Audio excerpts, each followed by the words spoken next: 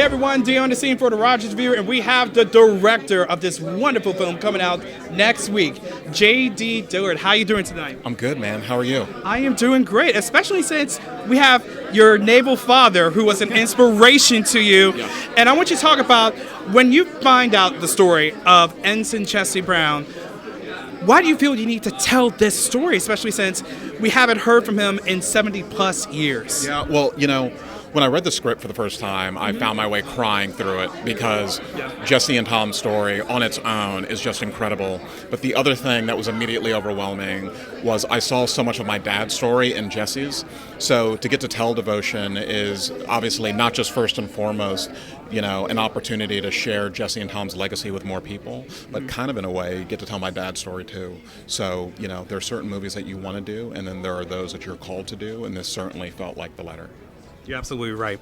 And what was it like to work with this amazing cast with Jonathan Majors and Glenn Powell, who brought these two wonderful actors, these wonderful aviators to life? I mean, look, I was incredibly blessed to just have the best in the business on this movie.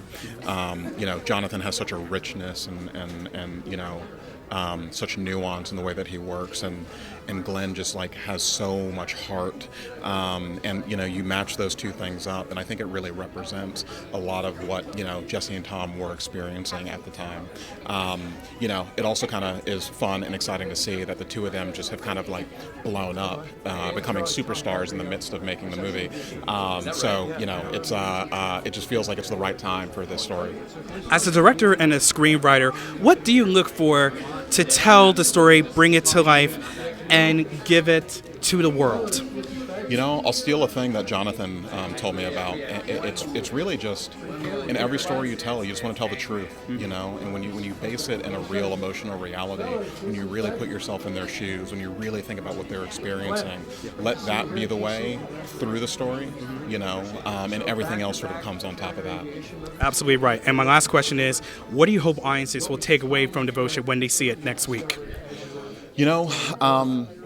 First, I hope folks go with their families because it really is the kind of movie that, I'll be taking my family to on Christmas, on Thanksgiving. Look, I think it's really just what it really means to be a wingman and what it means to be an ally, what it means to be a friend, and it's a complicated, nuanced, sometimes non-linear process to be there for someone in the way that they need you for. And that's really at the heart of the drama of Devotion is, how do you be there for someone in the way that they need you there for them?